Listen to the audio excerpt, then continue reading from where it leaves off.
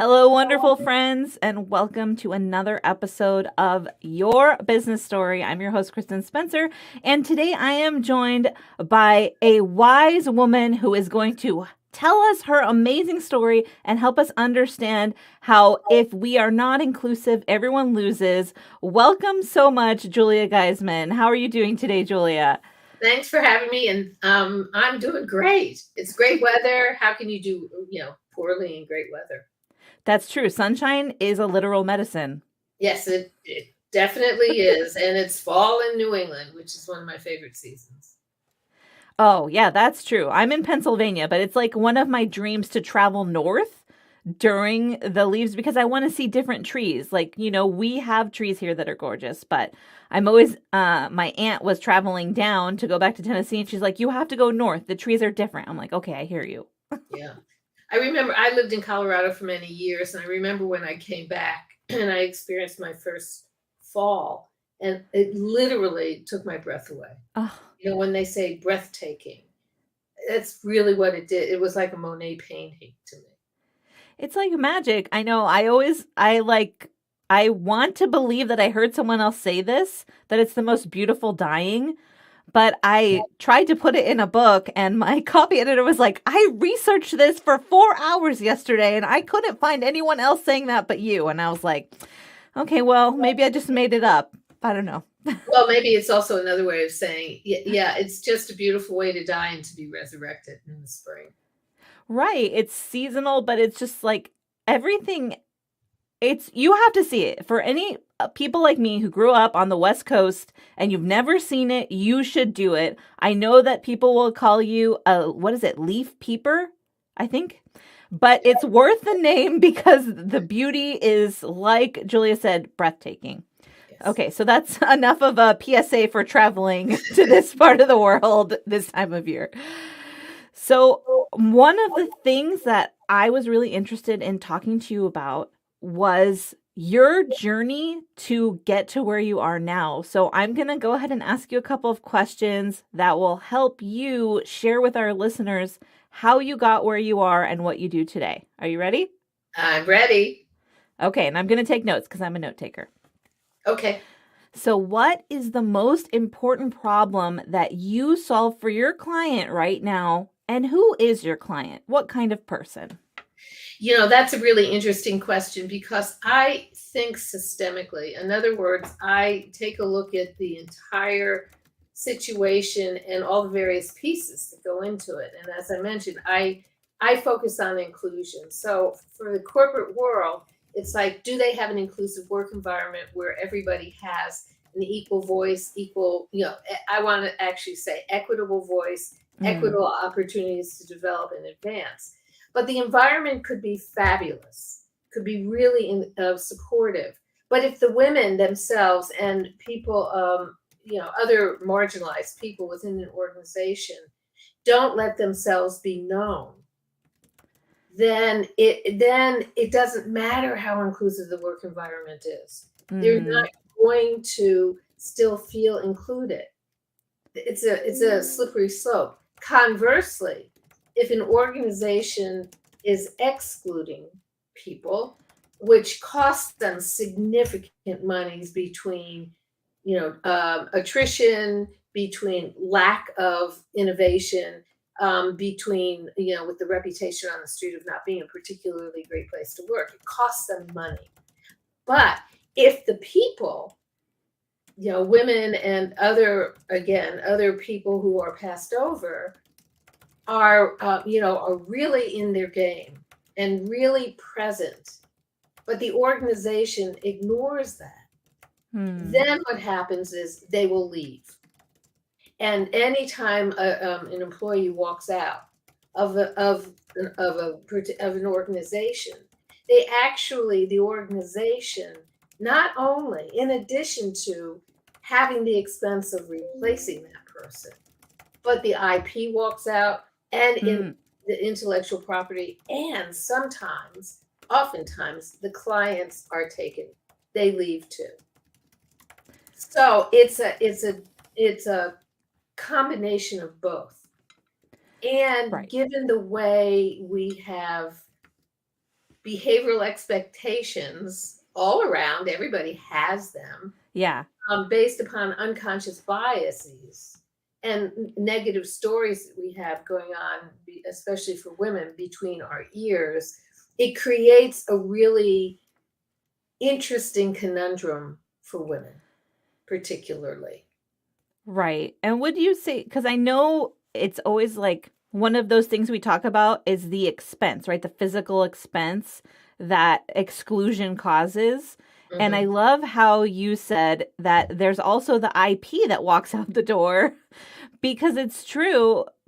I feel like a lot of inclusion specialists, though, are really vocal about the monetary expense because it's a way to wake up corporations and say, hey, you're doing yourself a disservice by behaving this way. Yes and no.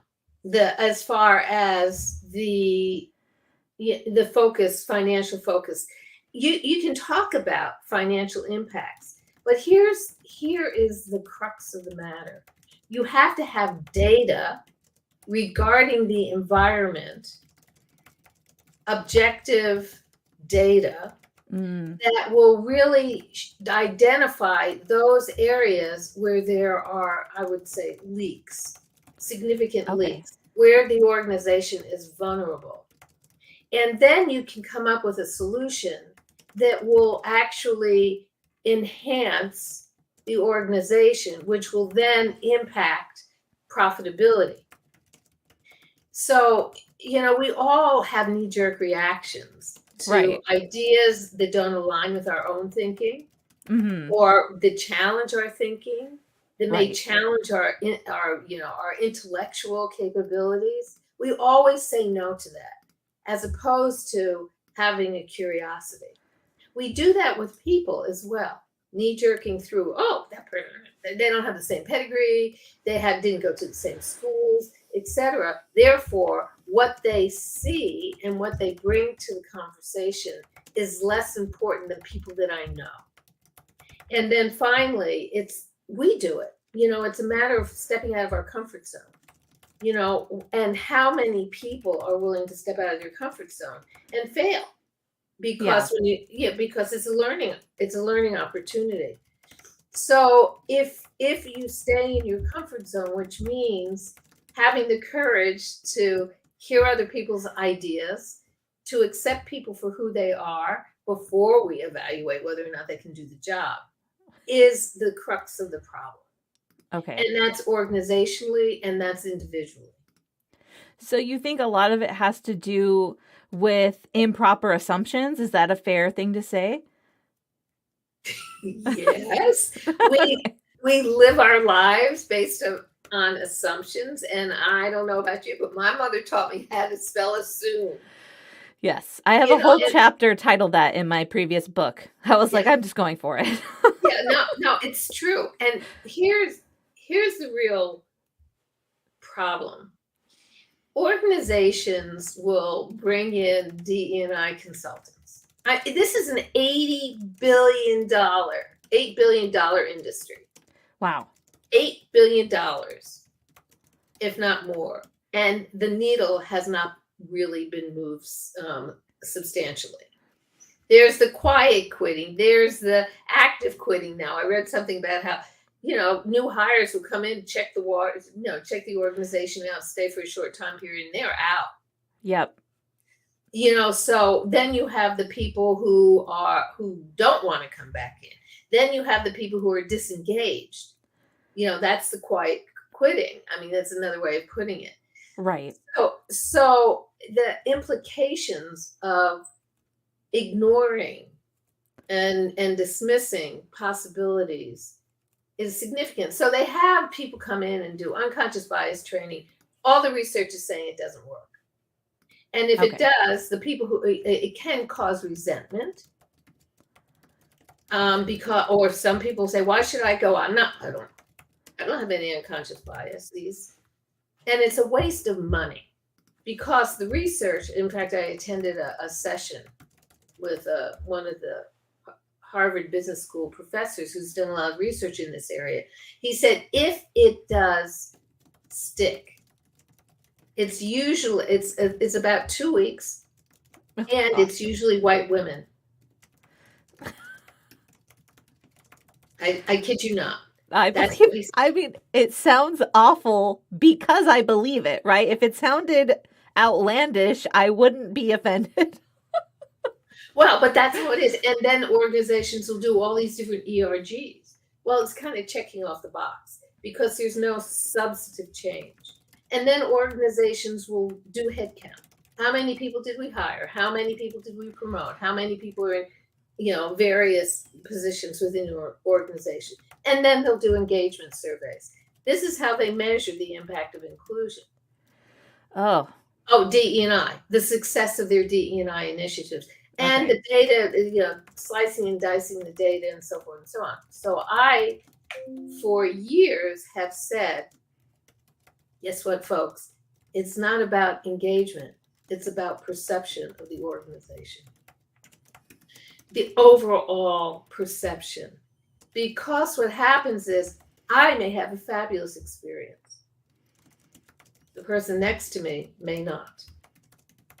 Because and yes, individual experience influences the perception of the entire organization. So this is one of the big problems that companies throw money, significant money at DE&I Right. without, number one, having a true authentic commitment to it, check off the box, and number two, to show they're a good group. Right. You It's know? not sincere. Is that what you're saying? Like they're just doing it to appease people. Yeah, and also I'm not sure they really want to see what's under the hood. Because I know a number of chief diversity officers who have been hired, especially after George Floyd's murder. There was an uptick in, Right. hiring DE&I people, but they don't have resources. Right. They can't actually do anything. I don't know if you've seen, there's this whole documentary called oh gosh, what's it called? But it's about Victoria's Secret, and there's also one about Abercrombie and Fitch, which were created by the same person, right? Right. And they interviewed both the DE&I officers, and you could tell they couldn't do anything. Like they interviewed all these diversity experts, and then they would interview them, and basically their diversity work ended when they got those jobs. Opposite of what it should be. Yep.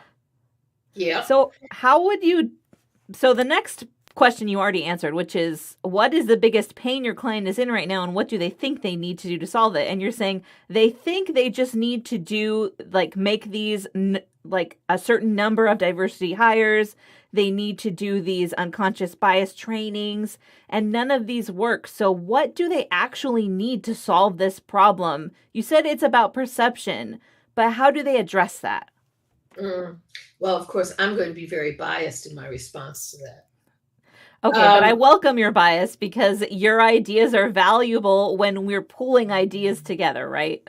Yeah. Well, I think so. Other people may challenge that. Look, you have to be willing to understand the perception is the critical piece, because when you take a look at all the HR activities, they are all designed to create a perception of the company as being a great place to work. That is the whole essence of HR. But and it's perception, right? Right. But there is no benchmark for understanding, again, because I think systemically, for understanding the impact that the totality of those programs have on employee perception. So when the scorecard that we have is looking at all of the functions within HR, the culture, development, advancement opportunities, as well as the overall work environment, from having the support people need in order to really succeed in their jobs, to feeling psychologically safe, to feeling heard, etc. So when our questions or statements are really around the organization has, senior leadership does, my management does, And it's not about my manager, it's about the general perception of management. And then what we take a look at, and this is really fascinating to me, is that we take a look at the organizational alignment, which means that the CEO, the C-suite folks, respond to the same set of statements as everybody else. And then we also take a look at the data from the intersection. I'm not going to say intersectionality, the intersection of position and demographic information, looking for differences in perception, and looking and evaluating differences in perception between the demographic groups. And I can tell you the data that we have is shocking.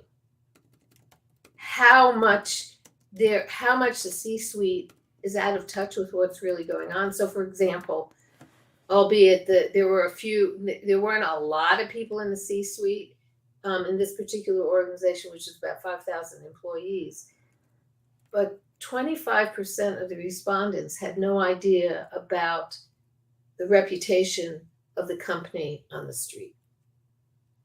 Huh. That's shocking. Yeah. And you have to ask yourself, and I don't care how large the organization is, because the people in leadership need to know this. And the people who report up every single layer should be aligned with the information that is being communicated so that everybody in the organization knows. Okay, so I'm trying to process this for someone who's not an expert, because I'm definitely not an expert in this. So would you say that a lot of this breakdown happens because of poor communication? Oh, absolutely. There's no question. And in fact, one of the solutions that we always recommend is a robust communication strategy specific to diversity, equity, and inclusion. And now people are saying belonging. That's a whole nother conversation. Okay. And it's specific to that because what it does is it changes the culture. It clearly expresses the criticality of creating an inclusive work environment. It communicates or brings, it makes visible the invisible. And it also allows for alignment because everybody's saying everything, similar message. But the main thing is if you want to change a culture, change the messaging.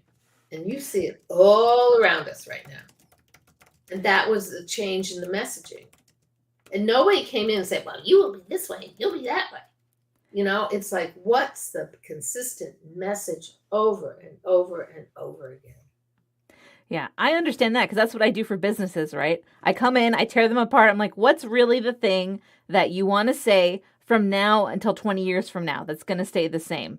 Right. Because if we're basing it on 5 years ago, we're in big trouble. Right. And it also establishes the values of the organization. Because if you take a look at people's websites, we're inclusive and so forth and so on. No, they're not. Or we're committed to DE&I. And then they have stock photos they put in their website that shows diversity. But when you go there and look around, the question is, do you really see diversity? Or if you see diversity, are the people who are part of the diverse groups do they have that psychological safety, right, to express themselves? And I want to go back to something that you said a few minutes ago because this little question mark popped up in my head. So you were talking about the difference between C-suite employees and everyone else. And I wanted to ask because I've been talking to a lot of C-suite women and their experience is not the same as what men experience. So have you noticed a difference in that? Oh, significant. And, in the data that we have, we break it in one case, we broke it out by gender. And the differential between the way the male respondents, rated everything versus the way the female respondents, and people who did not fall, in one of those binary categories We didn't have Right. enough people within the organization to protect their identity, so we aggregated all that data. Okay. And what we found is the differential, starting at the staff level, it was significant. And even if, for example, the male respondents had no idea about, promotions, whether development opportunities, etc., and it started at the staff level. Well, if it starts at the staff level, then it's going to persist as they continue to advance in their career. The other thing too is systems. What type of systems can you implement in an organization that will promote equanimity? Right. Equitable. Yeah, that's advances, etc. How do you do that? That seems like a really big question. Well, it's not really a big question. It's a big undertaking. Right. Okay, so I just want to qualify that. So many organizations have no well-defined, well-articulated, objective competencies for each position. They have job descriptions. That's great. But what are the skills and competencies that are required to execute that particular activity? So that's number one. Right. A lot of the company, I don't want to make a blanket statement. Nobody's doing this. There are companies that are doing this. Right. And then yeah. Career pathing, what are the competencies for each step along the way within a particular career path? That's number one. That's called a performance management system. A performance management system, as opposed to the annual appraisal process or review process. Oh, let's wait till once a year. That seems fair. And then we'll just dump everything you've been doing wrong on you and make you feel awful. And then you'll want to quiet quit, or you'll want to actively quit, right? Right. Oh, it's like, you never told me. Yeah. How can I change something when you're just being quiet about it? Really? So, performance management system, a really good one, is really around developing the individual and fostering an ongoing conversation between the team player or team member and his or her or their manager.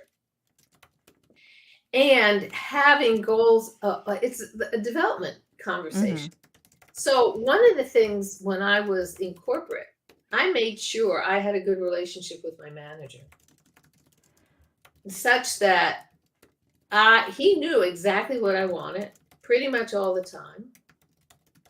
And I was doing some pretty radical things while I was there. I'm surprised. I'm not surprised. Thank you. And I engaged him in really supporting what I wanted to do. But I know, and this is one of the things women don't do well, and this is a problem, especially when it comes to promotions within organizations. They don't let their managers know what they've done, because we're taught, don't brag about yourselves. Yeah. No self-promotion here.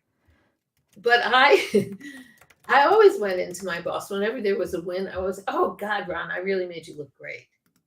Or, oh, God, the team, you just did so much, as opposed to I did it, but he knew exactly what I was saying. Well, how do you deal with that difference, right? Because you don't want to go in and be bragging on yourself. And some men do notice, like I consider myself to be married to one of the most empathetic, and he just notices details, right? My husband. He knows when I'm upset way before I tell him, from the tiniest things, because he pays attention.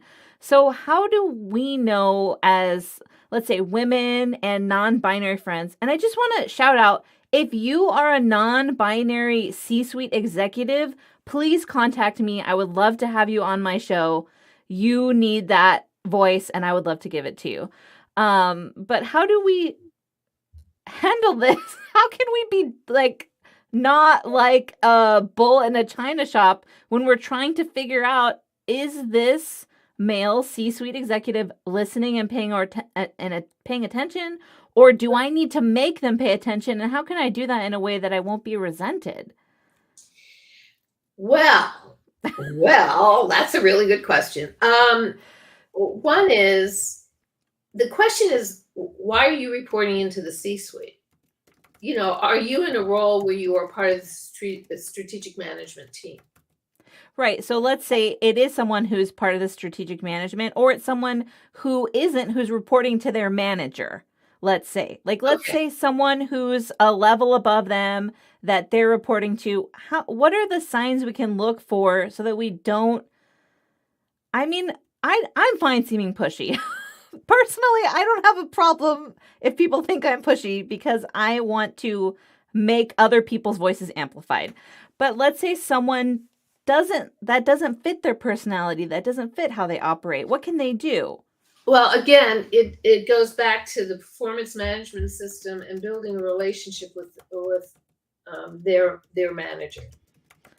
And on one hand, it's incumbent upon a manager, because good management is really, skills really revolves around coaching, mentoring, bringing people up, and putting time into that development, into the development of the individual, and fostering some type of a relationship. Because the more involved, or the tighter the relationship is between the manager and their team, then the more effective that team is going to be. The higher the retention, the higher the engagement, the higher of financial contribution to the organization, which makes the manager look really good. So it's incumbent upon the manager to foster that type of environment, and an inclusive environment.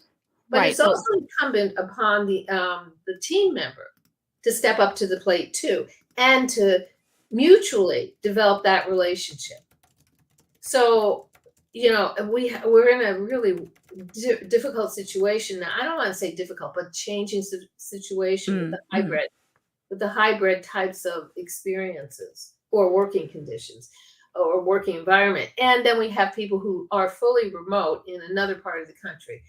And I think that's still evolving. But one of the things that managers need to do is make sure that they have one-on-ones with your team members. Because, you have to have that personal relationship. I go back to kind of the meeting that you and I attend every Friday. How did those relationships evolve? There's been time, and people reach out to other people. Right. So you can, if you're a team member and you want reach out to your manager, and say, hey, I'd like to kind of sit down with you for a quick conversation. Just kind of check in, see where we're at, what are some of the goals, how can I support the goals, etc. That's number one. Number two, this was a brilliant thing I heard, I think, on This American Life. Okay.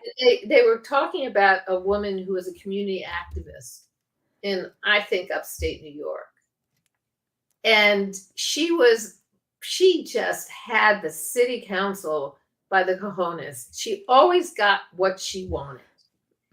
And her technique was to go in, ask a question with a demand. In other words, and I started doing this. How do you think, or what do you think about the idea of XYZ, as opposed to going in and demanding it? Just say, okay, what do you think about this? And so, one of the things that I started doing is, do you think that this would be a valuable workshop for other women? Well, you're giving them a chance to take ownership over your clever idea. I love that. It's sneaky and so smart at the same time. Yeah, it's asking a question but making a suggestion. Right, but you're making it seem like, hey, do you think this is a good idea? And then they're like, oh, yes, this is an amazing, great idea I had. Right. So that's one way of letting people know.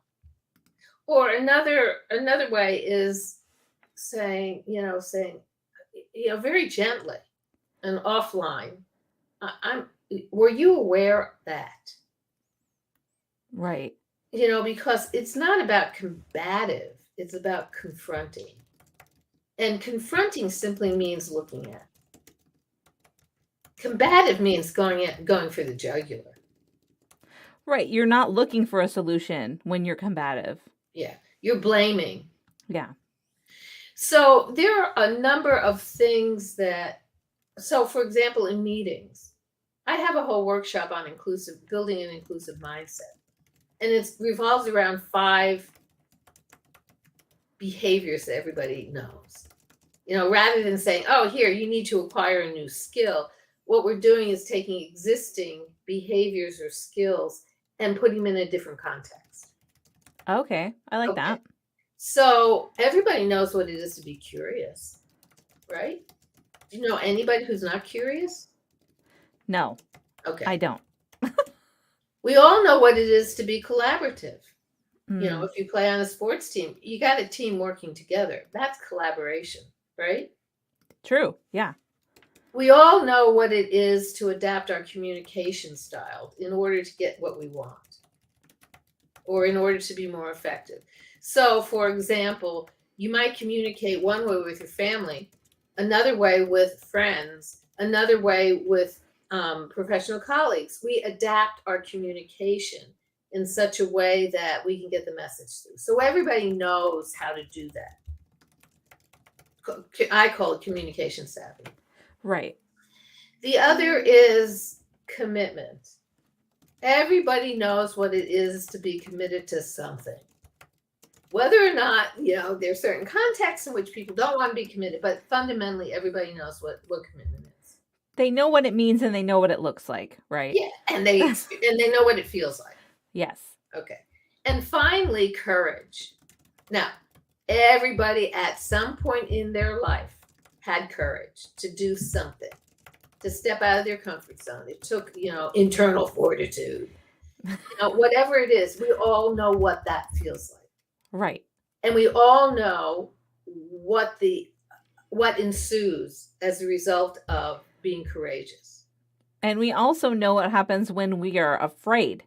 Absolutely. The consequences of inaction. Right, exactly. Yeah. So when you start thinking about those types of behaviors, we all have them. So what does it mean to be inclusive? Well, one is to be curious and ask questions rather than knee-jerk no. The other is having the courage to be collaborative.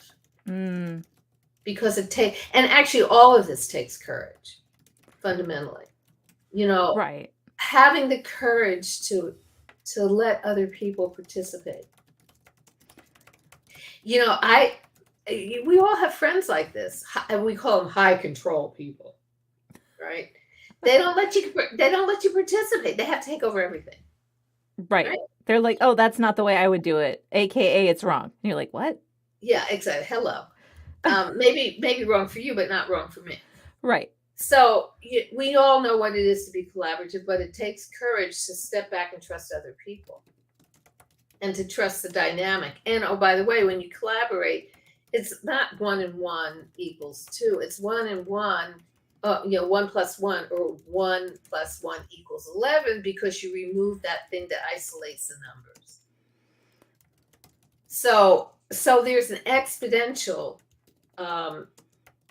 learning and creative problem solving when you're collaborative, and usually a better outcome.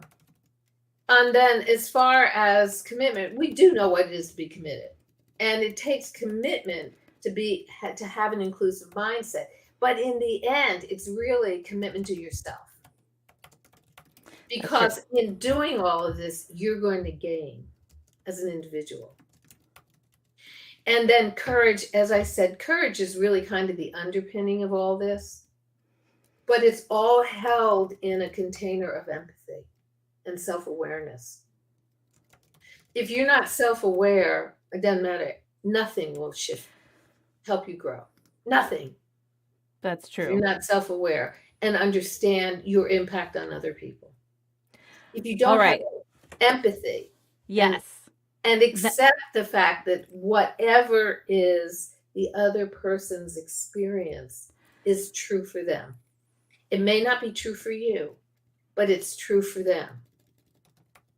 And to marginalize that experience is a disservice to the individual and to yourself.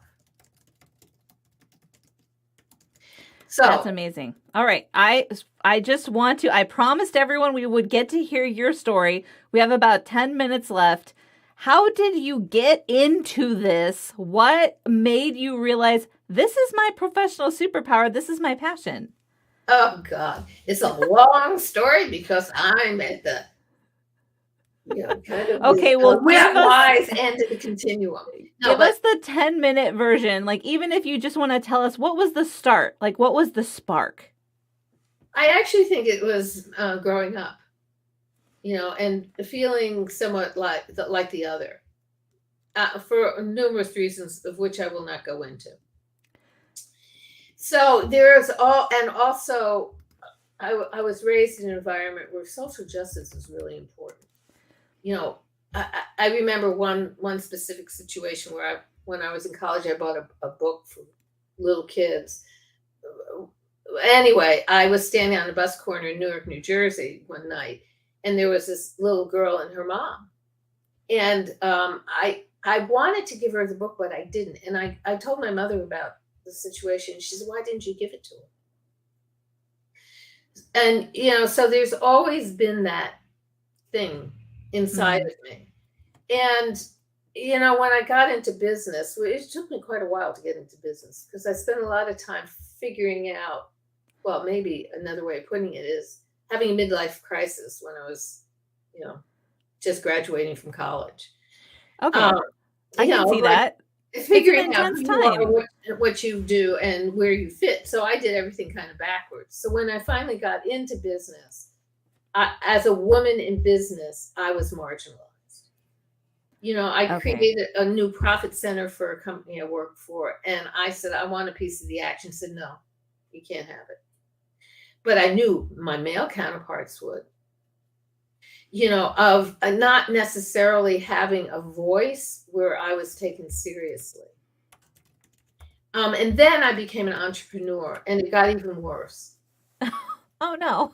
Well, because it was a man's world, and when I was assertive, I was accused of being aggressive. I was Right. being shut out because I was not I didn't wear, I wasn't in a male form. Right. So You were feminine. yeah, feminine of sorts. Some people would say probably not, but that was Well, your because expression of it. that was the assertiveness. Right. Ugh. So then I lost projects around that and so forth. So it was really pretty much an uphill battle.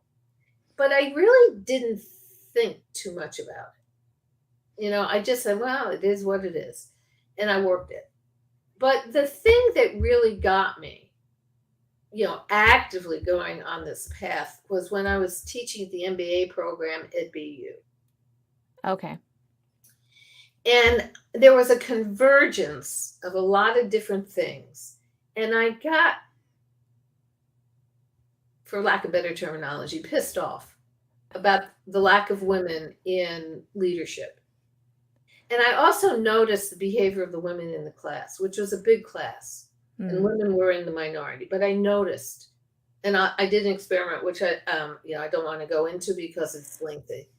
And then I also, the class I taught was required at the beginning of the MBA studies, and then I had an elective class at the end of the MBA studies. Third year students took. And I saw the women, and some of the women I tracked, and a number of them got married during that time period, and they dialed back their ambition. And I'm thinking, really, that's not a good idea, because there is no Prince Charming. I've got news for you. And there is no guarantee that you're going to live happily ever after for a variety of different reasons. I'm the same. I teach my girls, I'm like, you shouldn't have to depend on anyone else to provide for you. You can provide for yourself. Yeah, exactly.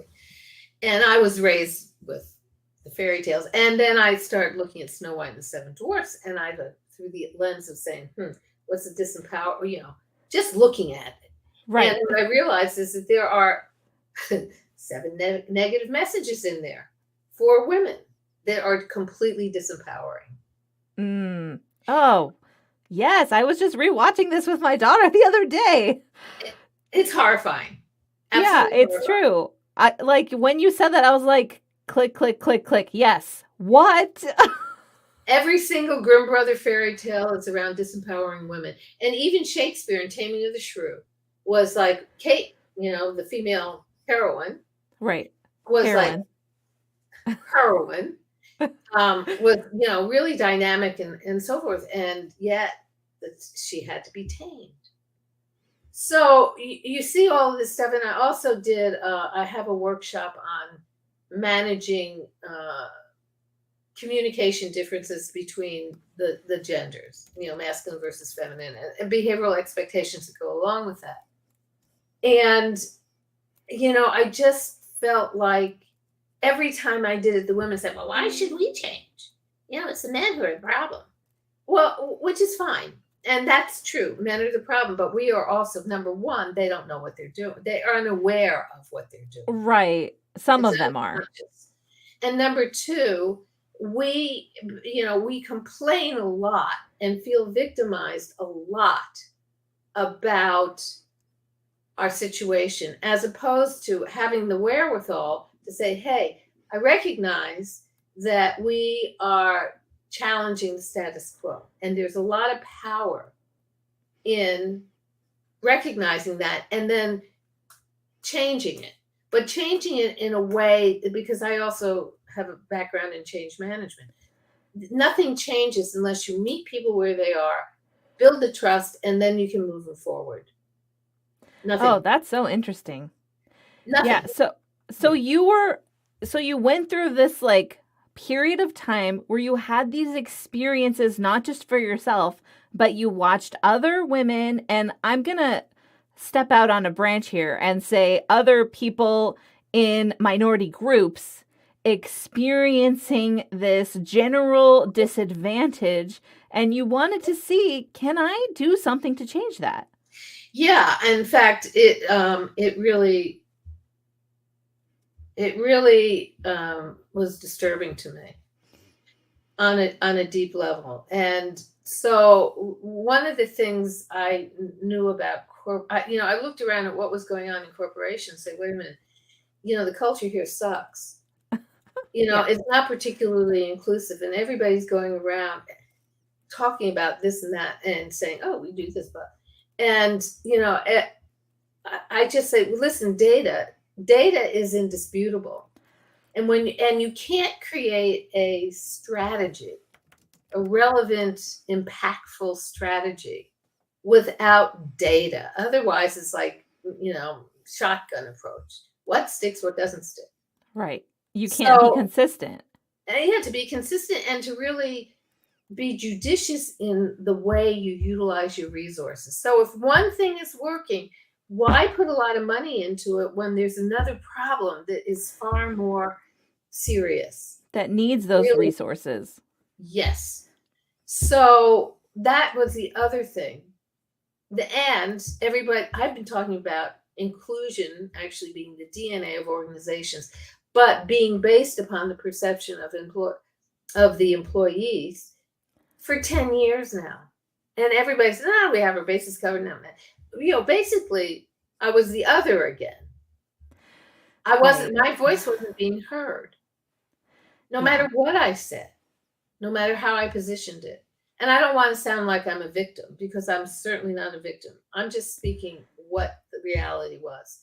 And so in the last year, McKinsey is now saying the same thing. Hello. Don't you love it when that happens? You're like, what? They're getting the credit? Yeah, it makes my blood curdle, actually. Because right there is a discrimination between For sure. the large consulting organization that has this reputation, who, by the way, the top guns go in and they make the sale, and then they send in underlings who really, they're smart people, but they don't have the depth of experience with which to really offer a robust solution. Mm-hmm. So there's the big consulting firms, and then there are the boutique groups, which are often ignored. Which are usually better, in my experience, because I've worked with a lot of boutique groups for different things, and they are always better than the big firms. And the results are always better. And that's what that's in messaging, that's what I go after for them. I'm like, listen, you're better and you're cheaper. Let's talk about that. Yeah. You're going to be more supportive. You're going to be more responsive. You're going to come up with a more robust solution. So, but this is another form of discrimination, and it has to do with size, and it has to do with the good old boy network. And it also has to do with assumptions, which we were talking about earlier, right? Exactly. If you're bigger, you must be better. No, right. That's not the case. That's not true. And actually, well, anyway, I won't go into that. But you asked about my journey with inclusion. I continue to look at myself, which is, gee, am I really walking the talk? Right. Are you still being curious? Yeah. Well, I'm unfortunately, the bane of my existence is I'm curious. The boon of my existence is I'm curious. It's just one of those things. My father, when I think I was 12 or something, one summer said to me, every time he said something, I said, really, why? Really, why? And my father finally got frustrated with me. He said, could you just stop asking why? But I always ask the why. You're like, never. I will never stop asking that. No, because therein lies the richness. I agree. And all right. Okay, so I have your one line that I wrote for you, and I know you were a little bit nervous about this, but I think you're going to be happy with it. And if not, you can be like, Kristin, you're wrong, which is fine. I'm happy to be wrong because that's how I learn. So here we go. I'm going to bring it up on the screen right now. And this is live, everyone. So if there are grammatical mistakes in there, that's just the nature of the beast. So Julia, this is your one sentence, and I'm going to read it aloud for you. I use data, see there's a typo, to help organizations learn to be collaborative and courageous in their communication, which helps them find leaks in their systems to create real opportunities to be inclusive so that their general perception is consistent for different individual experiences. Yes, and it's not necessarily just communication. Okay, what else could you put if you're just choosing one more word, right? Because this is already lengthy. Culture. Okay, that's great. Communication and culture. Yes. All right, so I will send that to you after the show. But thank you so much for coming on. I know my audience is going to appreciate this conversation. And if there's just one little nugget you could leave them with, what would it be? And it can be something you already said. Be curious. Yeah, that's what I hoped you would say. That's right. Be curious, friends. Thank you for coming on here and being your authentic self, Julia. I appreciate that. And for everyone who's listening, please remember that your business story matters. We will talk again soon. Have a great rest of your day. Thank you. You're welcome.